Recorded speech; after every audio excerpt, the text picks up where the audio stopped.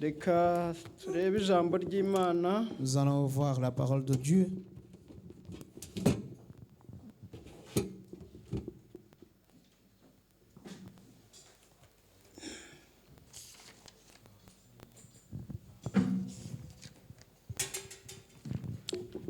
Natekereje ko twafatanya ijambo rifite umutwe ri mu Bakorinto ba mbere. J'ai pensé à ce que nous puissions partager la parole qui a un thème qui se trouve dans 1 Corinthiens. Igice cya gatanu umurongo wa 17 tukageza ku wa 19. 1 Corinthiens chapitre 5, 17 jusqu'à 19. Turasoma n'ayandi ariko natekereje ko waba umutwe w'Imana yashyize ku mutima tugiye kuganira. Nous allons lire d'autres paroles, mais j'ai pensé que le titre ou le thème serait dans ce que nous allons lire en Corinthiens. Umuntu wese yari muri Kristo aba ari icyaremwe gishya. 17. 2 Corinthiens plutôt. 2 2 Corinthiens chapitre 5 verset 17 jusqu'à 19.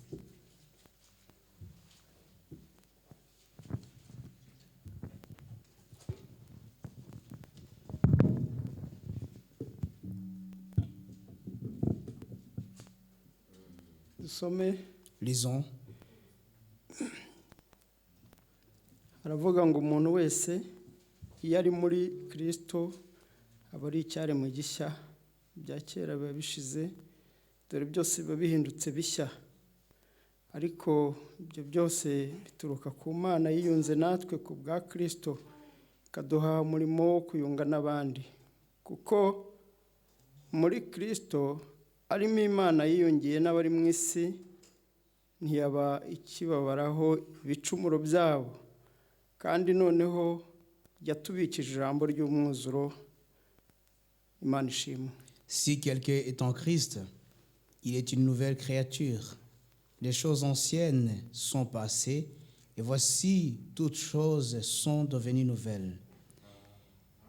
Et tout cela vient de Dieu qui nous a réconciliés avec lui par Christ et qui nous a donné le ministère de la réconciliation. Car Dieu était en Christ, réconciliant le monde avec lui-même, en n'imputant point aux hommes leurs offenses, et il a mis en nous la parole de la réconciliation. Amen. Reka tongere turebe irindi jambo riri mu Gutegeka kwa 2. Nous allons voir une autre parole qui se trouve en Deutéronome. Turasoma igice cyaho cya 9. Le chapitre 9. Turasoma murongo wa mbere. Le premier verset. Tugeze ku wa 7. Jusqu'au 7e. Reka dusome mu izina rya Yesu. Lisons au nom de Jésus.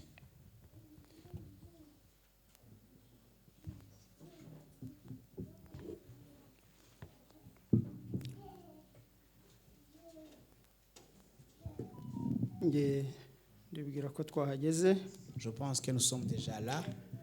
Umva wa bwoko bwa Isirayeli we, muri iki gihe ugiye kwambuka Yorodani ukajya mu gihugu ugahindura amahanga kurusha gukomera n'amaboko n'imidugudu minini igoteshejwe inkike z'amabuye zigera mu ijuru. Ni ubwoko bukomeye bw'abantu barebare ari bo Banaki. Uzi ukumva babavuga bati ninde wahagarara Abanaki imbere. Nuko muri iki gihe menya yuko Uwiteka Imana yawe ubwayo izambuka ikugiye imbere ari umuriro ukongora ikabarimbura ikabatsinda imbere yawe, nawe uzabirukane barimbure vuba, ko Uwiteka Imana yawe yagutegetse. Uwiteka Imana yawe nimara kubirukana imbere yawe ntuzibwire uti gukiranuka kwanjye niko guteye Uwiteka kunzana muri iki gihugu kugihindura, kuko gukiranirwa kw'ayo mahanga ariko gutumye Uwiteka ayirukana imbere yawe. gukiranuka kwawe cyangwa gutungana k'umutima wawe si byo bitumye ujyanwa mu gihugu cyayo no guhindura, ahubwo gukiranirwa kw'ayo mahanga niko gutumye Uwiteka Imana yawe yirukana imbere yawe, kandi no kugira ngo ikomeze ijambo Uwiteka yarahiye ba sekuruza banyu Aburahamu na Isaka na Yakobo. Nuko menya yuko gukiranuka kwawe atari ko gutumye Uwiteka Imana yawe iguha iki gihugu cyiza ngo ugihindure, kuko uri ubwoko butagonda ijosi. Ujye wibuka, ntukibagirwe uko warakazaga Uwiteka Imana yawe uri mu butayu uhereye igihe waviriye mu gihugu cya Egiputa ukageza aho mwaziye aha mugomera Uwiteka. Amen.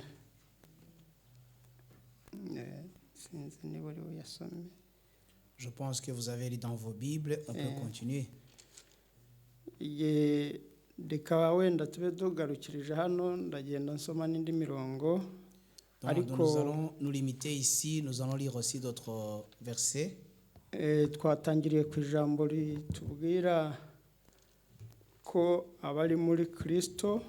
Nous avons commencé avec une parole qui nous disait que ceux qui sont en Christ nta teka bazacirwaho, ne seront jamais condamnés. kandi nibyo. Et c'est vrai. Amen. Amen. Abari muri Kristo, Ceux qui sont en Christ nta teka bazacirwaho, ne seront pas condamnés, kuko urubanza rwabo parce que leur condamnation, hari uwarwishyizeho. il y a quelqu'un qui l'a prise en charge. Imana ishimwe. Et Dieu soit loué. Iyo umuntu ari muri Kristo Yesu, Quand une personne est en Christ Jésus, hari aho aba avuye n'aho aba agiye. donc il quitte un endroit pour aller à un autre endroit. Iyo umuntu ari muri Kristo Yesu, Quand on est en Christ Jésus, Bibiliya iratubwiye ngo abahindutse icyarimwe. la Bible vient de nous dire qu'il devient une nouvelle créature. Guhinduka icyarimwe gishya. Être ou devenir une nouvelle créature, Guhinduka icyarimwe gishya, devenir une nouvelle créature, hari abantu byagoye. il y a certaines personnes qui n'y arrivent pas. Kandi n'ubu twicaye aha hari abantu bashobora kutumva iryo jambo, Et kandi même là où nous sommes assis, il y a certaines personnes qui ne peuvent pas comprendre cette parole, basomye ijambo alors ry'Imana. qu'ils ont lu la parole de Dieu. Ndagira ngo dutekereze ku kiganiro Yesu yagiranye na Nikodemo. J'aimerais bien qu'on puisse méditer ou réfléchir sur une conversation que Jésus a eue avec Nicodème. Nikodemo, Yesu yaramubwiye ati umuntu utabyawe n'amazi n'umwuka ntashobora kubona ubwami bw'Imana. Jésus a dit à Nicodème, celui qui n'est pas né de l'eau et de l'esprit ne peut pas avoir ou hériter le royaume de Dieu. Nikodemo rero aravuga ati ariko ibyo byashoboka bite? Alors Nicodème a dit, comment cela est-il possible? Umuntu yasubira mu nda ya mama we akongera akavuka? Est-ce qu'une personne peut rentrer ou revenir au sein de sa mère pour renaître? Yesu aramubaza ati se ukaba uri umwigisha amategeko ntumenye ibyo? Et Jésus lui dit, tu es un enseignant de la loi et tu ne sais pas cela. Nikodemo yagize umugisha wo kuganira na Yesu, Nicodème a eu la grâce de pouvoir parler avec Jésus. kandi amuha inzira Et il lui a donné une voix imumenyesha uburyo akwiriye kuvuka ubwa kabiri. pour lui montrer comment il peut naître de nouveau. Kuvuka ubwa kabiri rero bifite agaciro. Naître de nouveau, ça a une grande valeur. Kuba ikiremwa gishya bifite agaciro. Être une nouvelle créature, ça a une valeur. Yesu nashimwe. Jésus soit loué. Nikodemu yari afite umugisha w'uburyo bumwe, ariko hari ibindi atarazi. Nicodème était béni. Yari umuhanga mu Mais mategeko, il ne savait pas d'autre chose. Il était vraiment assez... il connaissait beaucoup la loi. nta kintu yari ayobewe cyane mu gihugu cyabo mu buryo bwo gusobanukirwa yari umuntu w'injijuke cyane. Dans son pays, il était parmi les intellectuels, il connaissait beaucoup de choses. ariko aho ngaho nanone iyo dusomye mu gitabo cy'abakorinto igice cyaho cya mbere abakorinto ba mbere, quand nous lisons 1 Corinthiens, hatubwira ngo umusaraba, on nous parle de la croix ku barimbuka pour les gens qui périssent. ngo ni ubupfu, C'est une folie. ariko ku bakizwa Mais n'imbaraga pour z'Imana, ceux qui sont sauvés par la puissance de Dieu, Bibiliya itubwira kubirebana n'ubwenge bw'isi la Bible nous parle de l'intelligence de ce monde n'ubwenge bw'Imana. et l'intelligence ou la sagesse de Dieu. Imana ishimwe. Dieu soit loué. Nikodemu yari afite ubwenge bw'isi, ariko ubwenge bw'Imana ntabwo yari yakagira. Nicodème avait la sagesse de ce monde, mais pas la sagesse de Dieu. Amen. Amen.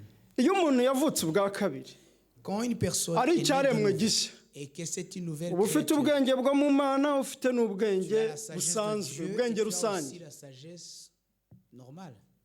Imana ishimwe. Et Dieu soit loué.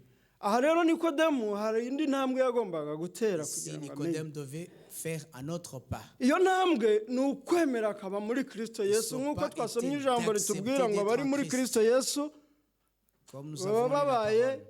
icyaremwe gishya. La parole qui nous dit, ceux qui sont en Christ Jésus, ce sont des nouvelles agaciro La k'umuntu valeur w'Imana ni d'un ukuba enfant de ikiremwa Dieu. gishya. C'est d'être une nouvelle créature.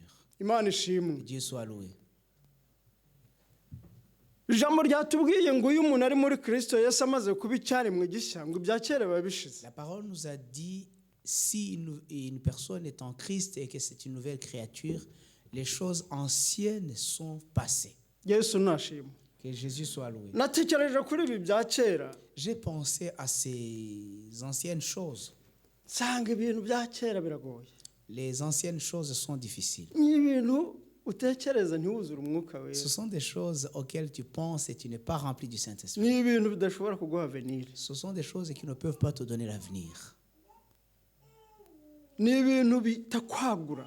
Ce sont des choses qui ne peuvent pas te rendre large. Ariko Imana ishimwe. Mais Dieu soit Iyo loué. turi muri Yesu, Quand nous sommes en Bibiliya Jésus, iratubwira ngo ibya la kera Bible nous dit biba que les bishize. anciennes choses sont finies. Haleluya. Amen. Abantu bya kera byashize barahari. Est-ce qu'il y a les gens pour Barahari. lesquels les anciennes choses sont passées? Ai. Tugiye gusoma noneho ya magambo yandi dusome. Mwumve umubabaro w'Abisiraheli Nous allons lire n'Imana d'autres yabo. paroles. Et nous allons voir la douleur ou la Quoi souffrance sommes- des Israéliens. Twasomye amagambo hano, Nous avons lu les paroles ici. hano turaza kuhasubira, ariko reka tubanze Nous turebe allons y revenir, mais nous allons voir d'abord ku mbogamizi zimwe na zimwe les zituma obstacles qui font à ce que abantu les gens batagera aho bagomba kugera. n'arrivent pas à leur destination.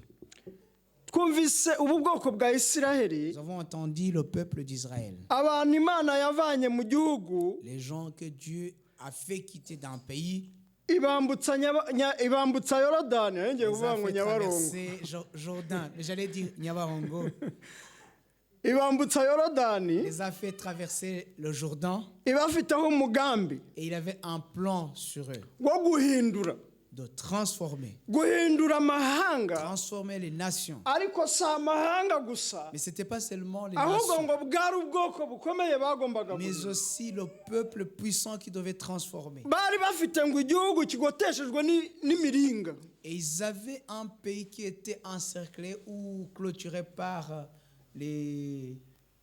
le fer. Je ne sais pas si c'est le fer. Ikigaragara, Ce qui est, dukurikije ijambo ry'Imana icyo ritubwira, en suivant la parole de Dieu, kumva ko Abisiraheli bashobora guhindura aya mahanga, comprendre que les Israéliens allaient changer toutes ces nations. imitima yabo yacitse intege. Donc leur cœur était abattu. Muri ayo mahanga Dans ces harimo nations, ngo abasore barebare il y avait des grands géants, ngo bitwaga Abanaki. les Anaks. Bwari ubwoko C'était un peuple, bw'amajiya, un peuple géant. wa wundi ureba ugahunga. Et Une personne que tu ukaba regardes wanapfa nta et n'ugukozeho. tu commences à perdre la force sans que personne ne te Ariko touche. abo ngabo Mais ces gens-là, Uwiteka aravuga ati ni mwebwe mpagurukije kugira ngo mubahindure. l'Éternel avait dit, c'est vous Muhindure igihugu qui nabo devez les mubahindure. transformer. Vous allez transformer le pays, vous allez les Yesu transformer. nashimwe. Jésus soit loué. Natekereje cyane rero. J'ai pensé Ni gute umuntu ashobora guhagurutswa comment une personne peut être élevée akahagurukirizwa guhindura abantu bamurusha amaboko. pour transformer les gens qui sont les plus forts que lui. Iyo winjira muri ibi bihugu Quand tu entres dans ces pays usanga mu by'ukuri hari ibintu byaho biteye ubwoba. et tu trouves des choses étonnantes dans ces pays. Rimwe na rimwe Et des fois, hari igihe utamenya aho uhera. tu ne sais même pas là où commencer. Uko bavuga, Comment ils parlent, uko babaho, comment ils vivent, umuco wabo, leur culture, imvugo yabo, Leur langage, imikorere yabo, leur façon de faire, sisiteme leur yabo système. iragoye. C'est difficile. Sinzi niba namwe Je mubibona. ne sais pas si vous le remarquez, Ariko mais hari ijambo ry'Imana, il y a une parole de Dieu. hakaba umugambi Imana Et ifite. il y a le projet de Dieu.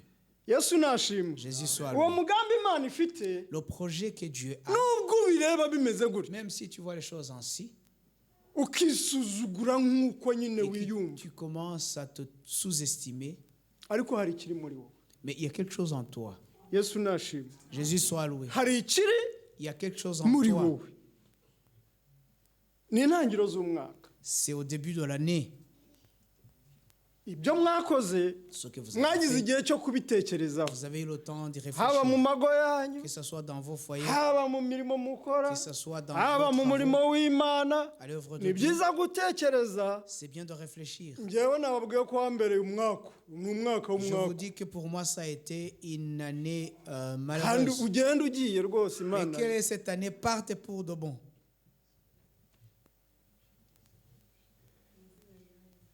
Amen. Amen.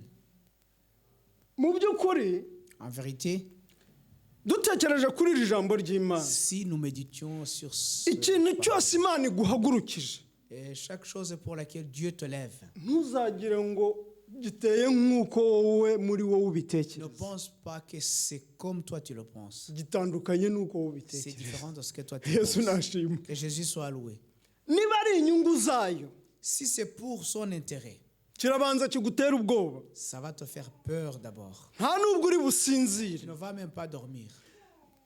Ababisiraheli Ces Israéliens, ngo bamaze kubwirwa iyo nkuru, après avoir entendu cette nouvelle, ntabwo bumvise ko ari inkuru iboroheye. ils n'ont pas pensé que c'était une nouvelle facile. Ariko kubw'ijambo ry'Imana Mais grâce à la parole de Dieu, twabwiwe amagambo nous a été dit uburyo Imana ubwayo ari izabajya imbere. comment Dieu lui-même ira devant eux. Yesu nashimwe.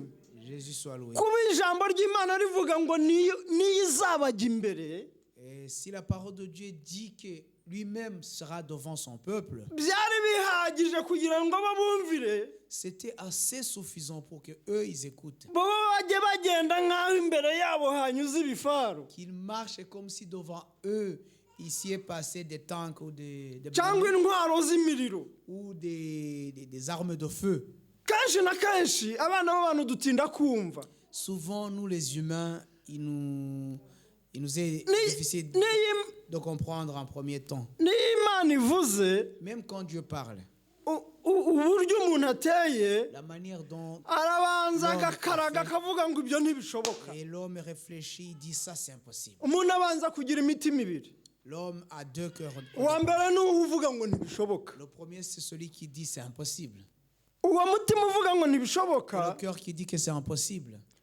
iyo wamaze kuzura umuntu, Et quand c'est rempli dans une personne, n'icyo gukora ntikiba kigikozwe. il n'y a plus rien à faire. Ariko kuko Imana ubwayo yavuze ngo izabajya imbere, Mais parce que Dieu lui-même a dit, j'irai devant mon peuple. ni Imana ibasha kurinda ijambo ryayo. C'est Dieu capable et de garder sa parole. Nta kindi, Rien d'autre.